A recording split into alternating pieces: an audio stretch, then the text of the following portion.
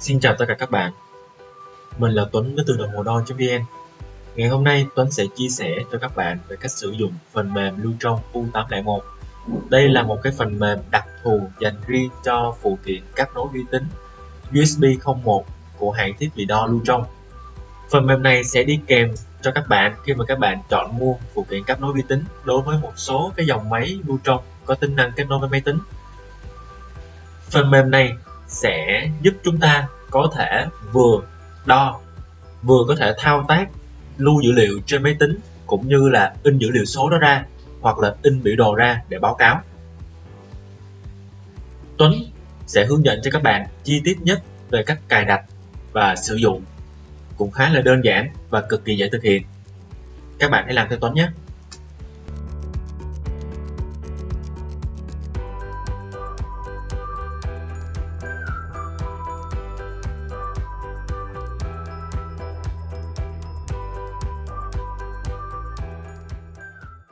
Bước đầu tiên để cài đặt phần mềm thì có hai cách.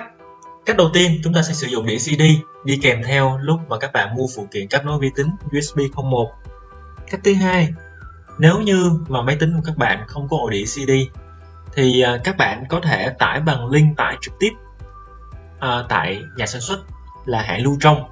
Tuy nhiên thì để tải được cái phần mềm này từ trang web của hãng thì các bạn buộc lòng phải qua nhiều bước rất là rắc rối khai báo thông tin. Chính vì vậy thì đồng hồ đo.vn hiện tại là đại lý phân phối hãng lưu trong tại Việt Nam đã up một cái đường link để tải phần mềm này để cho các bạn có thể tải dễ dàng hơn. Chi tiết về đường link tải cái phần mềm mình sẽ để ở phần mô tả. Các bạn hãy bấm xuống phần mô tả và điền một số thông tin vào đó và tải phần mềm này xuống nhé. Rồi, bây giờ Tuấn sẽ sử dụng cách 2 là Tuấn có một cái file Tuấn đã tải sẵn ở đây rồi. Tuấn sẽ click vào để bắt đầu tiến hành cài đặt cái phần mềm U801. Các bạn ấn vào chữ Setup. Rồi, tiếp theo các bạn ấn OK. Rồi, tiếp theo các bạn chọn cái thư mục mà sẽ lưu trữ cái phần mềm này. Ở đây mặc định nó là lưu ở ổ đĩa C, Program File. Nếu như không có gì thay đổi thì các bạn ấn vào cái biểu tượng hình máy tính này để tiến hành cài đặt. Ấn tiếp Continue. Rồi đợi quá trình cài đặt hoàn tất. Ở đây tại vì Tuấn đang có file sẵn trên máy rồi cho nên nó hỏi là có muốn lưu đè lên không thì Tuấn ấn Yes. Còn nếu như các bạn cài lần đầu thì nó hoàn toàn không hiện gì hết. Các bạn hãy ấn OK khi mà hoàn thành. Sau khi đã cài đặt xong, các bạn vào phần tìm kiếm trên thanh công cụ và các bạn gõ từ lưu trong 801 thì các bạn sẽ thấy là cái phần mềm này của mình đã hiện ra. Các bạn click vào đây.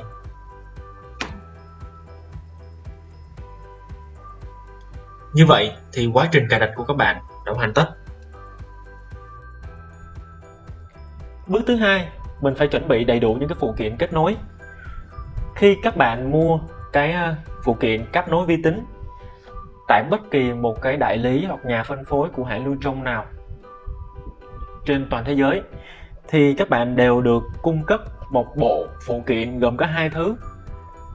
Thứ đầu tiên đó chính là cái đĩa phần mềm SWU801. Cái phần mềm này là cái phần mềm mà mình đã hướng dẫn các bạn cách cài đặt ở bước 1. Thứ hai, trong cái bộ phụ kiện mà nhà cung cấp cho các bạn đó chính là cái phụ kiện USB 01.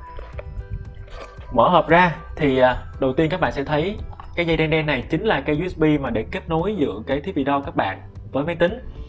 Trên cái USB này các bạn lưu ý một điều là nó có một cái nấc 1, 2 thì nhà sản xuất làm cái nấc này phải bật để bật vui đó các bạn, mà để đối với một số dòng máy của hãng lưu trong thì sử dụng nấc 1, đối với một số dòng máy khác thì sử dụng nấc 2. Thì chi tiết dòng máy của các bạn sử dụng nấc nào mình sẽ hướng dẫn một chút sau đây thôi. Tiếp theo trong hộp sẽ gồm một cái cuốn hướng dẫn sử dụng của riêng của kết nối vi tính này. Cuối cùng đó chính là một đĩa driver. Đĩa driver này sẽ sử dụng trong cái trường hợp mà các máy tính của các bạn không thể nhận diện được cái USB để kết nối giữa cái thiết bị đo và máy tính thì các bạn buộc lòng phải sử dụng cái đĩa driver này đi kèm theo để cài đặt cái phần mềm driver của cái cấp nối để cho máy tính có thể nhận diện được cái cấp nối này. Còn nếu mà máy tính nhận diện được rồi thì thôi, không cần cài.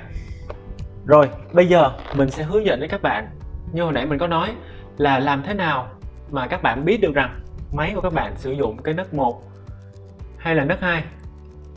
Cái việc chọn này rất là quan trọng nha. Tại vì nếu như mà mình chọn đúng á, thì máy nó mới kết nối được với máy tính. Còn nếu như mà mình chọn sai thì máy nó sẽ không kết nối được với máy tính. Để biết được rằng á, là máy của mình là cổng 1 và số 2, thứ nhất là các bạn lật ở đằng sau nè. Số 1 tương ứng với chữ Direct, số 2 tương ứng với chữ Photo. Rồi sau đó các bạn mở hướng dẫn sử dụng ra, các bạn mở trang cuối.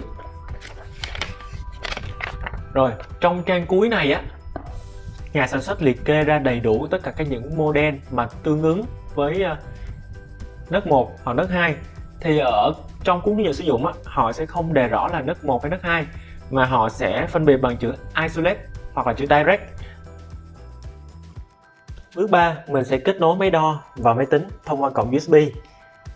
Cái dây USB mình sẽ gồm có hai đầu, một đầu nhỏ dùng để kết nối vào cái thiết bị đo, và đầu kia là đầu USB để mình cắm vào máy tính. Cái lỗ của cái đầu nhỏ này thường được bố trí dọc theo hông máy. Ở chiếc WA2017SD này thì cái lỗ nhỏ sẽ được bố trí ở bên dưới cái lớp nắp đậy, các bạn cắm vào đúng vị trí của nó. Thường là được ký hiệu bằng chữ RS232 output. Đến khi nào nghe chữ kịch là ok. Tiếp theo các bạn hãy cắm USB này vào máy tính. Và các bạn hãy lưu ý rằng khi mà cái dây này trong trạng thái bình thường, máy kết nối ổn với máy tính, thì cái đèn này sẽ sáng lên. Tiếp theo mình sẽ quay màn hình lại cái cách cài đặt một số thông số cơ bản đầu tiên ở cái phần mềm lưu trong 801. Trong quá trình làm việc về sau thì các bạn không cần cài đặt bất kỳ những cái thông số kỹ thuật nào nữa hết. Tại vì mình chỉ cần cài đặt ở phiên đầu tiên thôi. Những phiên làm việc sau thì máy tính sẽ tự động ghi nhớ, và mình chỉ cần kết nối bình thường máy đo vào máy tính thông qua cổng USB là máy sẽ tự động nhận diện mà không cần phải cài đặt gì nữa hết. Đối với lần đầu tiên khi các bạn cắm cái USB vào máy tính, có một lưu ý cực kỳ quan trọng mà các bạn cần phải ghi nhớ. Đó chính là khi các bạn cắm lên đầu vào máy tính, ở góc phải màn hình máy tính của các bạn sẽ xuất hiện một cái thông báo nhỏ. Nội dung đại loại của thông báo đó là có một thiết bị mới lần đầu truy cập vào máy tính của các bạn. Các bạn có muốn đồng ý cập nhật driver cho thiết bị đó không? Thiết bị mà máy tính mình đang nhắc tới đó chính là chiếc USB 01. Thì việc cập nhật driver hay cài đặt driver trong lần đầu tiên sử dụng là cực kỳ quan trọng. Tại vì nếu không có driver, giống như là máy tính sẽ không có biết được là cái phần mềm của các bạn hoặc là cái thiết bị của các bạn là gì. Nếu như mà máy tính không hiện lên cái thông báo đó thì các bạn hãy vào cái thanh tìm kiếm trên máy tính của các bạn, gọi chữ Device Manager. Rồi các bạn hãy kiểm tra vào ở trong mục Port, tức là cái cổng kết nối. Nếu như mà cái USB 01 của mình đã được cài driver thì ở đây nó sẽ đề tên đầy đủ là USB Serial Port và có một cái biểu tượng hình USB ở đây. Còn nếu như cái USB 01 của mình chưa được cài đặt driver, ở đây sẽ hiện dấu chấm than ở trong cái biển báo tam giác màu vàng. Việc của mình là click chuột phải vào đây và ấn Update Driver. Tuy nhiên đây không phải là lần đầu tiên máy tính kết nối với chiếc USB 01 này, cho nên máy đã được cập nhật sẵn cái driver cho USB 01. Nếu như các bạn là lần đầu tiên thì bắt buộc thì các bạn phải cài đặt driver thì mới có thể chạy được và kết nối máy tính. Sau khi các bạn đã cắm cái thiết bị đo của mình vào máy tính rồi, mình đã cài đặt driver cho chiếc USB 01 rồi.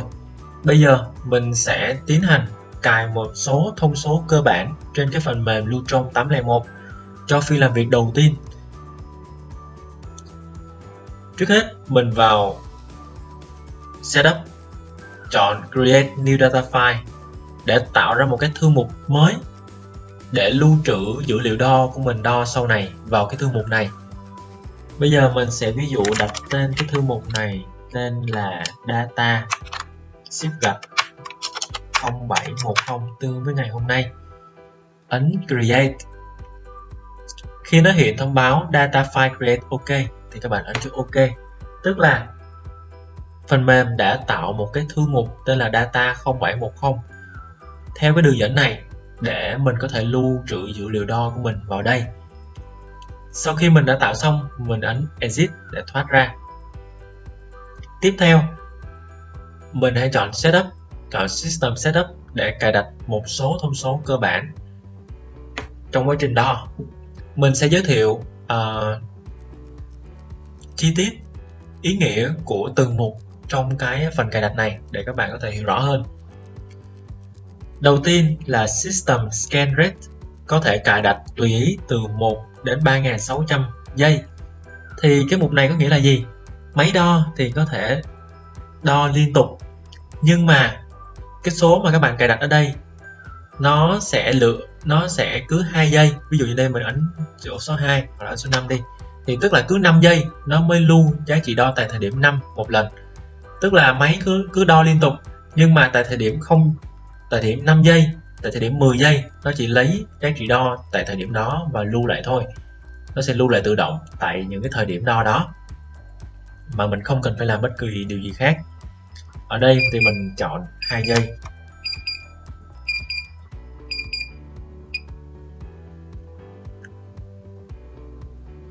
Tiếp theo là phần Max Record Data.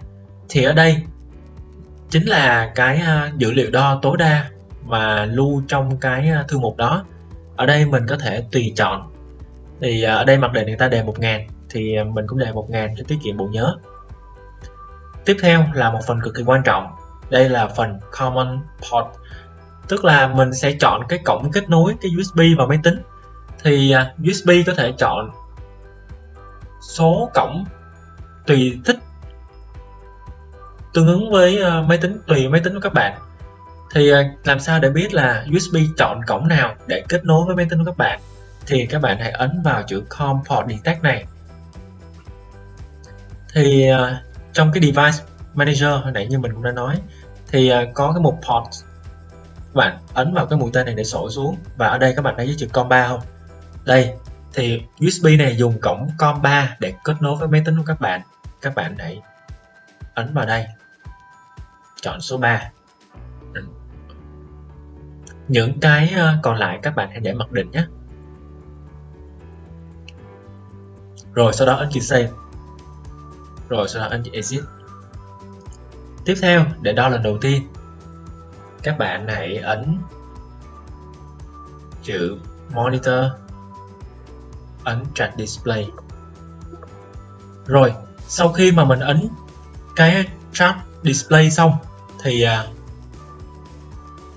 đây là cái giao diện của cái phần mềm và nó đang kết nối trực tiếp với cái máy thiết bị đo của mình.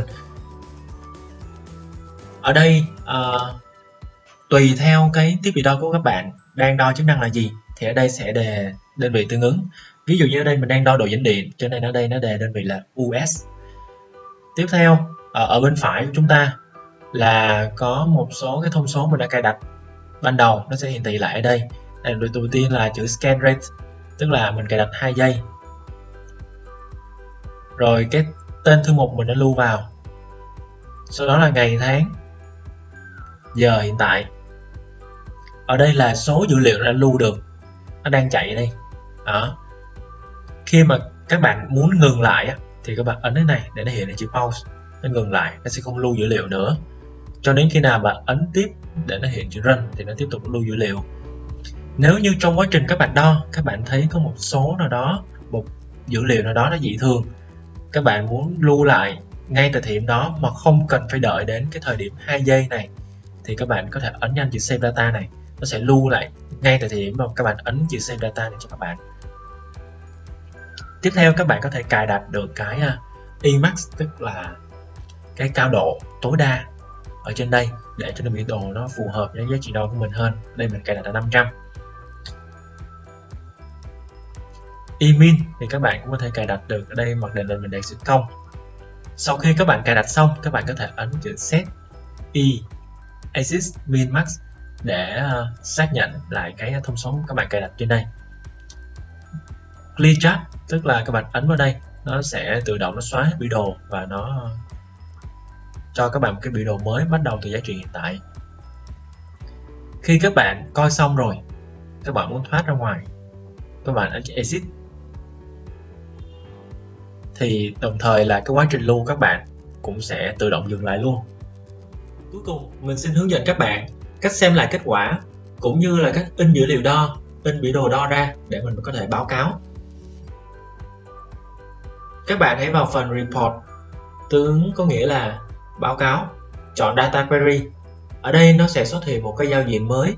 Cái giao diện này sẽ là cái giao diện mình sẽ xuất cái dữ liệu đo, xuất biểu đồ đo trên đây và mình có thể in ra hoặc là copy nó vào trong bất kỳ những báo cáo nào. Có một số lưu ý trên cái giao diện này. Đầu tiên đó chính là các bạn phải để ý cái tên. Thì cái tên thư mục ở đây sẽ là cái tên thư mục mà các bạn sẽ chuẩn bị xuất dữ liệu đo ở dưới đây. Thì tên thư mục này mặc định sẽ chính là cái tên thư mục mới nhất mà các bạn vừa mới tạo. Nếu như mà các bạn muốn chọn cái thư mục khác cũ hơn hoặc là những cái thư mục trước đây á, thì các bạn có thể chọn bằng cách là ấn chữ select database và chọn vào những cái đường dẫn về cái thư mục đó. Tuy nhiên có một vấn đề đặt ra là làm thế nào để các bạn biết được rằng cái tên thư mục, cái thư mục mà các bạn lưu dữ liệu đó nó lưu ở đâu. Thì dựa trên cái đường dẫn này trên cái ứng dụng lưu trong 801 thì thật sự là không chính xác. Tại vì cái đường dẫn này đã được rút gọn rồi. Nếu như các bạn tìm theo cái đường dẫn này thì không thể nào tìm ra được cái thư mục các bạn đang nằm ở đâu.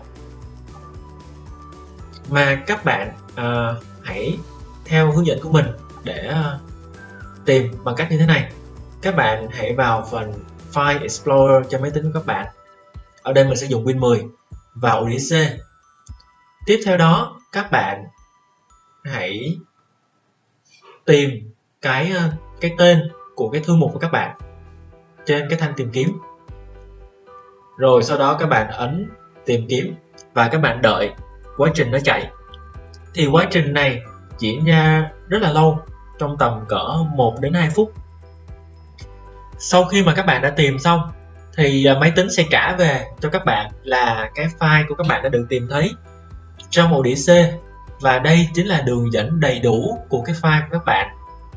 Các bạn hãy ghi nhớ cái đường dẫn này để sau này các bạn có muốn tìm lại cái file này thì các bạn hãy tìm theo cái đường dẫn này, chứ tìm theo cái đường dẫn trên phần mềm thì thật sự là không chính xác. Như nãy là mình đã nói là cái đường dẫn này nó chỉ là cái đường dẫn rút gọn thôi.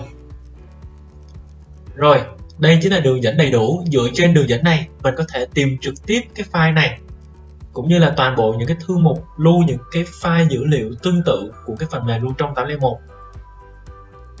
Mình sẽ hướng dẫn cho các bạn tìm trực tiếp qua cái đường link này. Mình sẽ mở một cái cửa sổ mới. Mình phải vào Odyssey. Đầu tiên để tìm kiếm thì các bạn nhớ là vào phần View, mở cái Hidden Items này lên. Tùy chọn này cho phép mình hiển thị cả những cái thư mục đã bị ẩn đi bởi hệ thống. Thì những cái dữ liệu đo, những cái thư mục mà chứa dữ liệu đo của mình thường là sẽ được hệ thống ẩn đi để bảo vệ dữ liệu.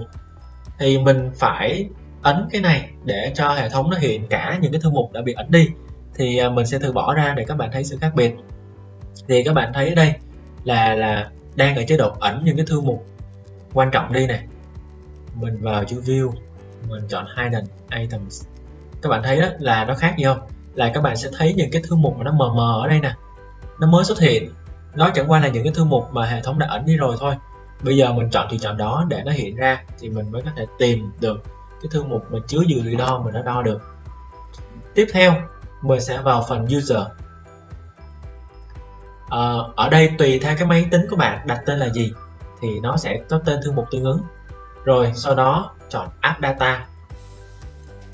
Rồi sau đó mình sẽ chọn Local. Thì trong Local này có rất nhiều thư mục thì các bạn kéo xuống, nó nằm ở đây. Virtual Store,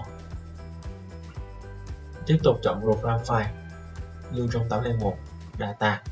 Đây chính là toàn bộ những cái thư mục thuộc lưu trong 801 dùng để lưu dữ liệu đo của các bạn. Sau khi đã biết được chính xác cái thư mục mà chứa dữ liệu đo của các bạn nằm ở đâu trong máy tính của các bạn có thể dễ dàng gọi nó ra trong cái Select Database này. Ví dụ như là mình chọn Select Database, mình chọn một cái thư mục khác chẳng hạn, Program Data, rồi User, App Data, Logo, xong rồi kéo xuống chọn Virtual Store. Đó, mình có thể chọn được bất kỳ một cái thư mục dữ liệu nào mà mình muốn nó hiển thị ra trên đây, rồi sau đó chọn chữ Open. Ở đây thì mình đang chọn đúng cái data 0710 rồi, cho nên mình cứ để đây thôi, mình không cần phải chọn cái thư mục mới.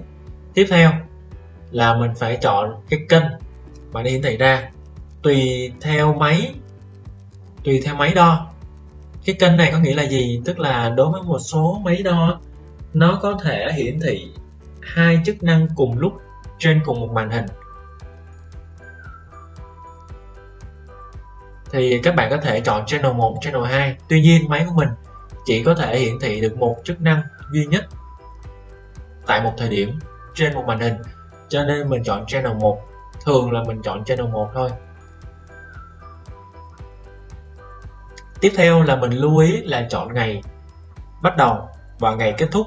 Do là một dữ liệu của mình có thể lưu trải dài ngày này qua ngày khác, cho nên mình phải chọn đúng cái thời gian mà mình lưu dữ liệu để nó mới hiện ra kết quả. Nếu mà mình chọn sai nó cũng sẽ không hiện ra kết quả luôn.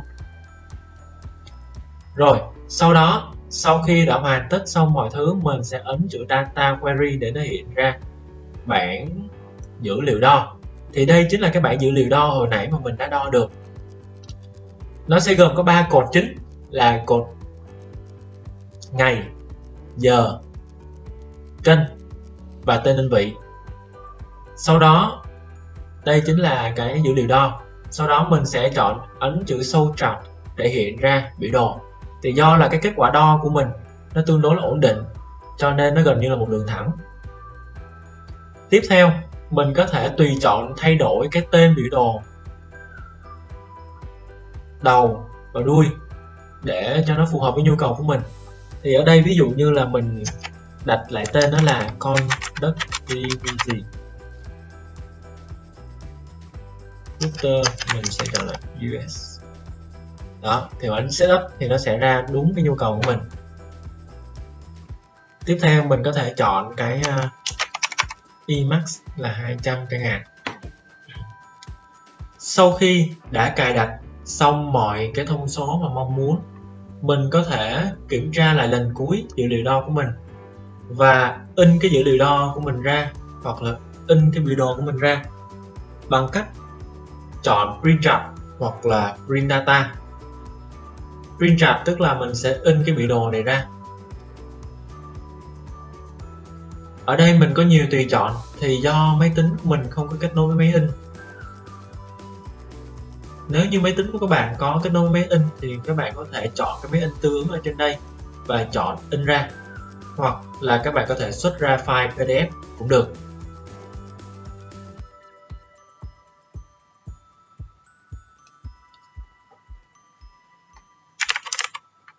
Ở đây do máy tính mình không có kết nối máy in, nên mình sẽ ví dụ cho các bạn là cách xuất ra file PDF như thế nào. Đó, nó sẽ xuất ra file PDF. Bây giờ mình sẽ kiểm tra cái file PDF đó nó sẽ in thành phẩm nó như thế nào.